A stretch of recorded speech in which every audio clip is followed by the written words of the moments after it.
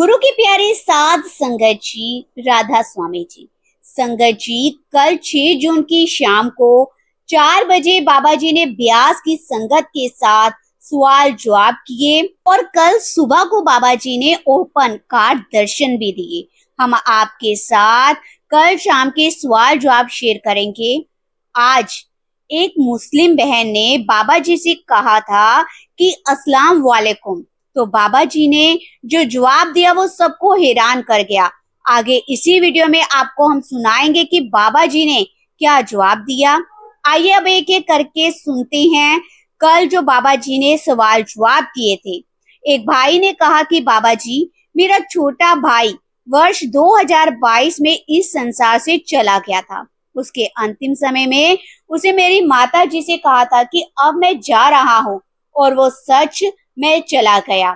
उसके जाने के बाद से हमारे मन में एक चिंता बनी रहती है कि उसकी देखभाल ठीक प्रकार से हो रही होगी या नहीं हो रही होगी। बाबा जी ने बड़े ही प्रेम से उत्तर दिया कि बेटा, मालिक अपने हर बच्चे की संभाल करता है। इस संसार की हर रूह उसी की संतान है, इसलिए इन बातों को लेकर चिंता मत करो। जो उसकी शरण में है उसकी देखभाल भी वही करता है। बाबा जी ने यह भी कहा कि मालिक शरीर के दायरे में रहने वाली रूहों की भी संभाल करता है और शरीर से मुक्त हो चुकी रूहें भी उसी की जिम्मेदारी है। इसलिए इन बातों को ज्यादा मत सोचा करो। फिर एक भाई ने आगे हाथ जोड़कर कहा कि बाबा जी, मैं बहुत दुखी हूँ, बहुत मुसीबत में हूँ। पूरा जीवन ऐसे ही कट गया। कृपया करके मुझे अपने चरणों में स्थान दे दीजिए। बाबा जी ने आगे बड़े ही प्रेम के साथ उस भाई को उत्तर दिया, अक्सर दुख के समय हमें मालिक की याद आती है, लेकिन जब सब कुछ अच्छा चल रहा होता है तब हम उसे भूल जाते हैं। बाबा जी ने आगे समझाया कि बेटा, सुख और दुख ये हमारे अपने ही कर्मों का फल होते हैं, हमें घबराना नहीं चाहिए।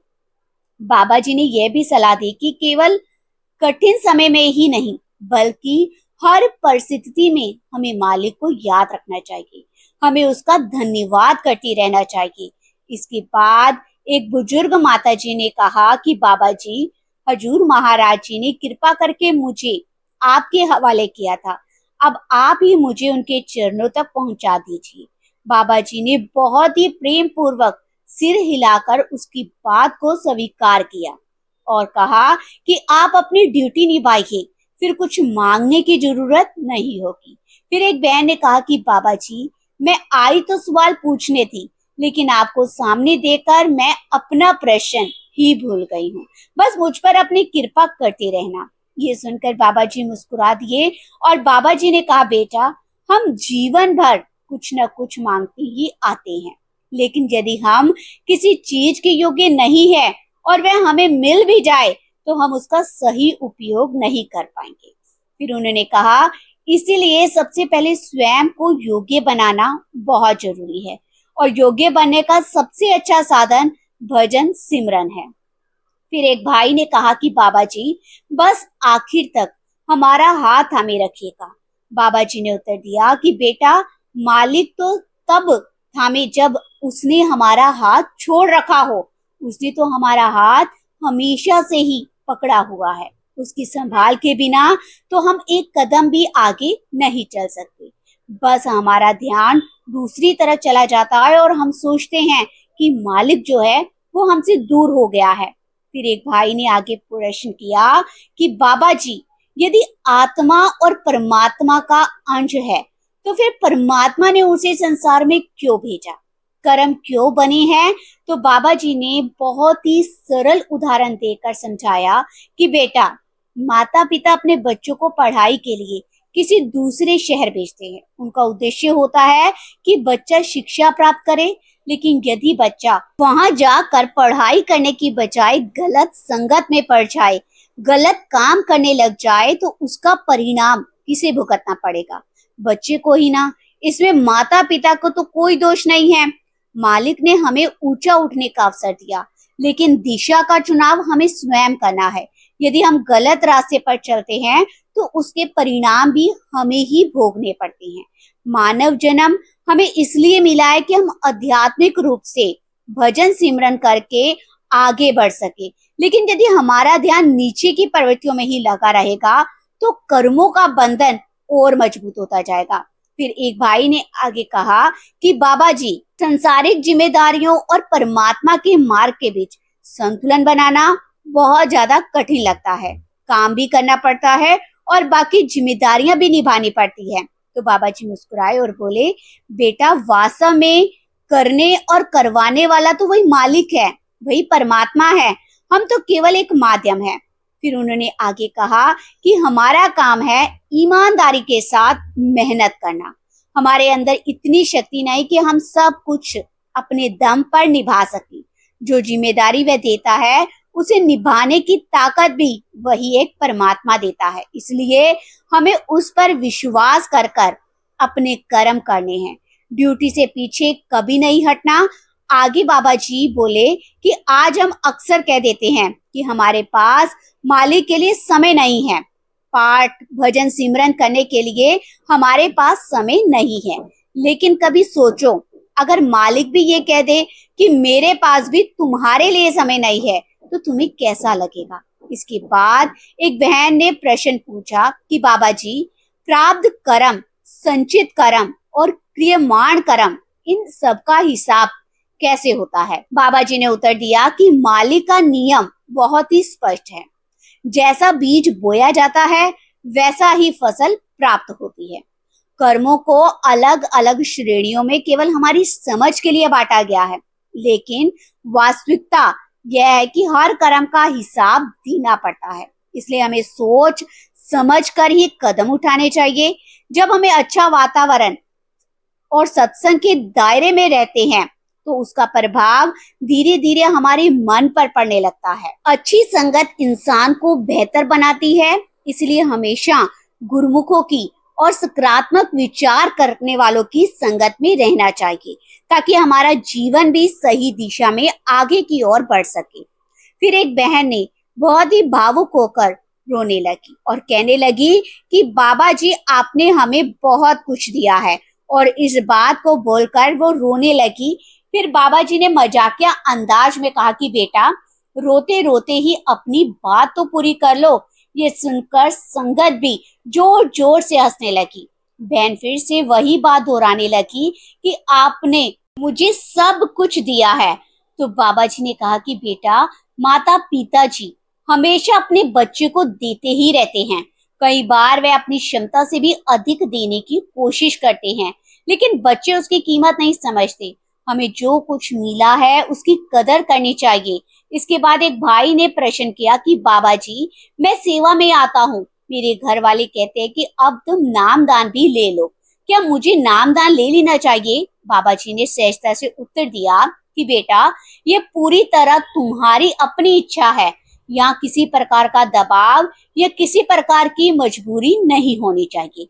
अगर तुम खुद को नाम के लायक मानते हो तो नामदान के लिए कोशिश जरूर करनी चाहिए। और अगर सिर्फ इसलिए नामदान लेना चाहते हो क्योंकि तुम्हारे घर के लोग कह रहे हैं, तो पहले सोच लो कि क्या तुम जिम्मेदारी निभा पाओगे, क्योंकि नामदान एक बहुत बड़ी जिम्मेदारी है। फिर एक मुस्लिम बहन ने कहा, अस्सलाम वालेकुम बाबा जी। बाबा जी ने भी तुरंत उसका उत्तर दिया, वालेकुम अस्सलाम। फिर बहन ने कहा, बाबा जी आपका बहुत बहुत धन्यवाद। बाबा जी ने भी बड़े ही प्रेम से कहा कि बेटा, धन्यवाद मेरा नहीं, उस मालिक का, उस परमात्मा का करना चाहिए। बहन ने आगे जवाब दिया, लेकिन बाबा जी, हमारे लिए तो आप ही मालिक का रूप हो। बाबा जी मुस्कुराए और बोले, यदि हम केवल एक दूसरे का ही धन्यवाद करते रहेंगे तो उसी सीमित दायरे में रह जाएंगे। हमें उस शक्ति का, उस परमात्मा का भी धन्यवाद करना चाहिए जिसने इस सारी सृष्टि में अपना नाम दिया है। सारी सृष्टि, सारी कण कण में वो विराजमान है। हम सबको उस शक्ति का शुक्राना करना चाहिए जो हम सब से ऊपर है और जो सब कुछ चला रही है। फिर एक बहन ने आगे प्रश्न किया कि बाबा जी, मेरे पिताजी की एक अरदास है, वे बहुत समय से आपके आगे अपनी प्रार्थना रख रहे हैं। बाबा जी ने उत्तर दिया कि बेटा, हम अरदास किस लिए करें? क्या मालिक ने किसी चीज की कमी छोड़ी है? बाबा जी बोले, हमें स्वयं भी नहीं पता होता कि हमारे लिए वास्तव में क्या अच्छा है और हम मालिक से क्या मांगने लगते हैं। मालिक वो चीज जरूर देगा जो हमारे लिए सही होगा। इसलिए मांगने की बजाय हमें जो भी मिले उसे खुशी खुशी स्वीकार करना सीखना चाहिए। इसके बाद बहन ने कहा कि बाबा जी, मैं इस सेंटर में सेवा करती हूँ, आप वहाँ जरूर आइए। बाबा जी मुस्कुरा कर बोले, सिर्फ तुम्हारे शहर ही आऊं या दूसरे शहरों में जाऊं? ये सुनकर संगत बहुत हंसी और फिर एक भाई ने आगे कहा कि बाबा जी, आप तो सब जानते हैं, मैं आपसे क्या पूछ सकता हूँ? मुझे समझ नहीं आ रहा। आपने मुझे अपने सामने खड़ा होने का मौका दिया, मेरे लिए ये बहुत ही अच्छी और बहुत ही बड़ी बात है। बाबा जी ने उत्तर दिया कि बेटा, असली जवाब तो अंदर से ही मिलते हैं। ये सवाल जवाब कार्यक्रम तो बस बात करने का एक बहाना होता है। फिर बाबा जी बोले, बेटा, कई बार जो हम बोलते हैं वे केवल मन की तसल्ली के लिए होता है। वास्तव में मालिक को सब कुछ पहले से ही पता होता है। फिर एक भाई ने हाथ जोड़कर पूछा कि बाबा जी, अगर किसी व्यक्ति ने पूरी जिंदगी ईमानदारी से बिताई हो, हक हलाल की कमाई की हो, लेकिन उसके पास भक्ति के लिए बहुत कम समय हो, और दूसरी तरफ कोई व्यक्ति ज्यादा भजन करे लेकिन व्यवहार में अच्छा ना हो, तो मालिक के दरबार में किसे अधिक महत्व मिलेगा?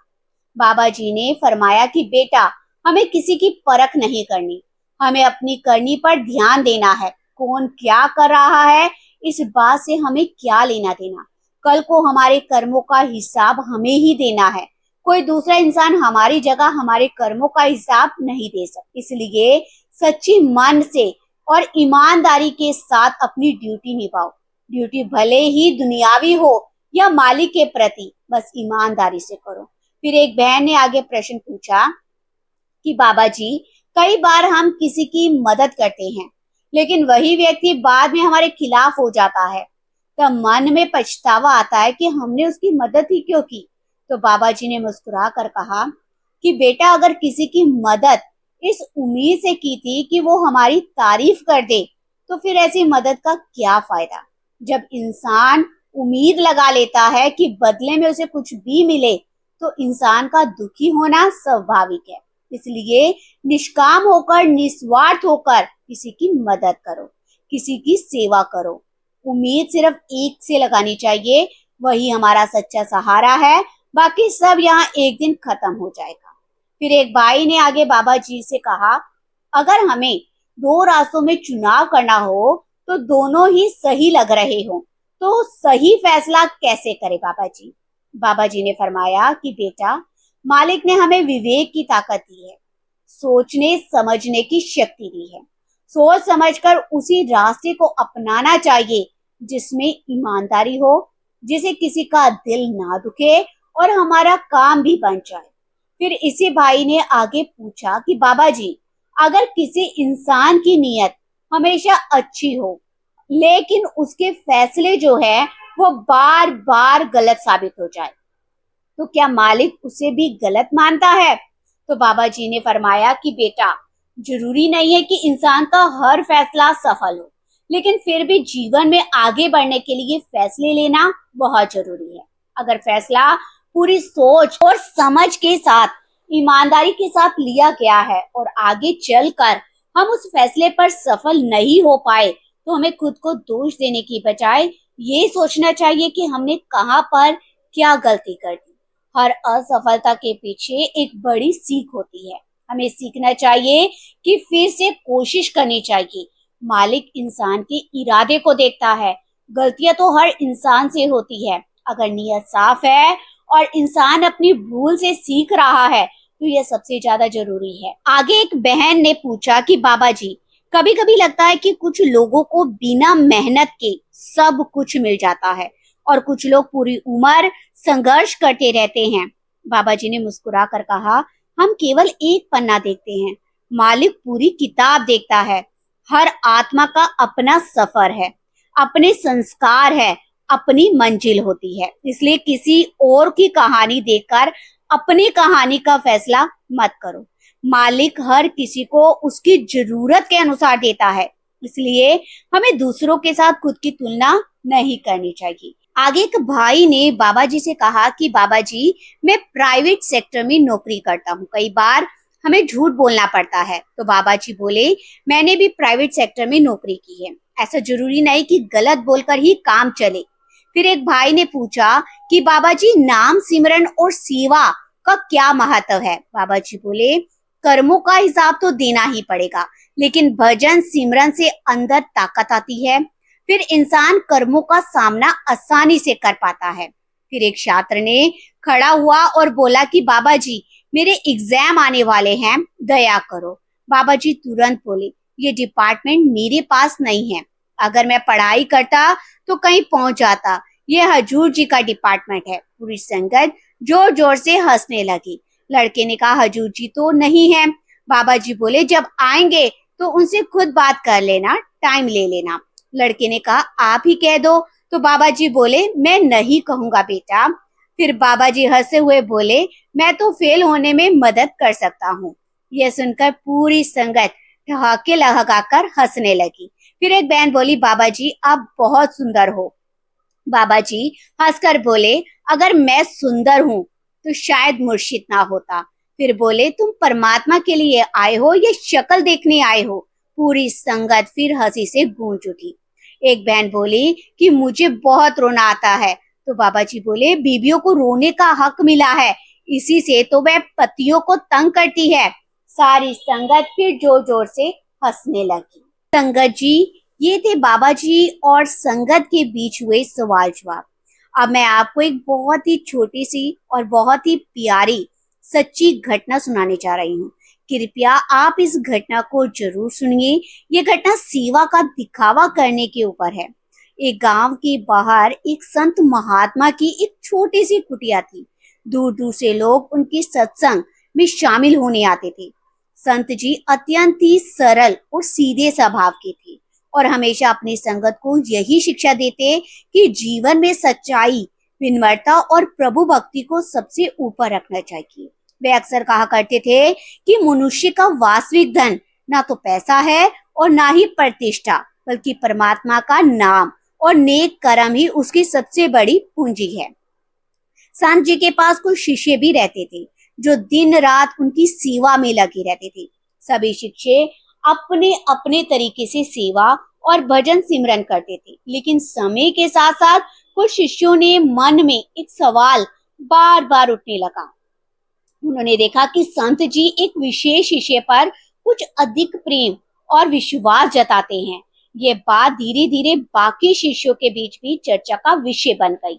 एक दिन सभी शिष्य एकत्र होकर अपने गुरु के पास पहुंचे और विनम्रता से बोले, गुरुजी, यदि हमारी बात का बुरा ना माने तो हम आपसे एक प्रश्न पूछना चाहते हैं। संत जी मुस्कुराए और बोले, बिल्कुल पूछो बेटा, मन में कोई भी शंका नहीं रखनी चाहिए। तब एक शिष्य बोला, गुरुजी, हमें ऐसा लगता है कि आप अपने एक शिष्य को हम सबसे अधिक प्रेम करते हैं। दूसरे ने भी कहा कि हाँ गुरुजी, हम सब वर्षों से आपकी सेवा कर रहे हैं, लेकिन वह शिष्य हमें हमेशा आपका सबसे प्रिय दिखाई देता है। संत जी ने उनकी बात बड़े ही ध्यान से सुनी और शांत स्वर में कहा कि बेटा, मेरी दृष्टि में तुम सब समान हो। मैं अपने किसी भी शिष्य को कोई भी भेदभाव नहीं करता। शिष्यों ने कहा कि गुरुजी, यदि ऐसा है तो फिर वह शिष्य आपको सबसे अधिक प्रिय क्यों लगता है? कृपया आप आज हमें इसका कारण अवश्य बताइए। जब शिष्यों ने बार बार प्रार्थना किया, तब संत जी ने दूर बैठे एक युवक की ओर इशारा किया। वह शिष्य कुटिया से बाहर मिट्टी के एक छोटे से ढेर पर बैठा था और अपनी ही धुन में मगन दिखाई दे रहा था। वह इस पूरी चर्चा से बिल्कुल अनजान था। संत जी ने कहा, जिसके बारे में तुम पूछ रहे हो वही मेरा सबसे प्रिय शिष्य है। यह सुनकर बाकी शिष्य और भी हैरान हो गए। उन्होंने तुरंत कहा कि गुरुजी, यही बात तो हमारी समझ में नहीं आती। हमने तो इसे कभी विशेष सेवा करती नहीं देखा, ना ही ये कभी हमारे साथ बैठकर लंबे समय तक भजन करता दिखाई देता है। ये तो अधिकतर समय चुपचाप अपनी दुनिया में रहता है। संत जी मुस्कुराते रहे और उन्होंने अपने सभी शिष्यों को एक एक चांदी का सिक्का दिया और कहा, जाओ इस सिक्के को ऐसी जगह छिपा कर आओ जहां किसी की नजर ना पड़े। गुरुजी का उद्देश्य मिलते ही सभी के सभी शिष्य अलग अलग दिशाओं में निकल गए। कुछ देर बाद सभी वापस लौट आए। अब संत जी ने एक एक करके सबसे पूछा, बताओ तुमने अपना सिक्का कहाँ छिपाया? एक शिष्य बोला, मैंने कपास के ढेर में छिपा दिया। दूसरे ने कहा, मैंने मिट्टी के नीचे दबा दिया। तीसरे ने कहा, मैंने अनाज के भंडार में रख दिया। किसी ने पेड़ की जड़ों के पास छिपाया तो किसी ने घर के किसी कोने में। सब ने अपने अपने तरीके से सिक्का छुपा दिया। लेकिन जब उस प्रिय शिष्य की बारी आई तो उसने अपनी मुट्ठी खोली। सिक्का अभी भी उसके हाथ में था। सभी शिष्य उसे देखकर हंसने लगे। उन्होंने कहा, तुमसे तो एक छोटा सा काम भी नहीं हुआ। तब संत जी ने उससे पूछा, बेटा तुमने सिक्का क्यों नहीं छिपाया? उस शिष्य ने बहुत ही सरलता से और मासूमियत से उत्तर दिया कि गुरुजी, मैंने बहुत कोशिश की, लेकिन मुझे ऐसी कोई जगह नहीं मिली जहाँ परमात्मा की नजर ना पहुंचती हो। उसकी बात सुनते ही वहां गहरा सन्नाटा छा गया। सभी शिष्य एक दूसरे का चेहरा देखने लगे।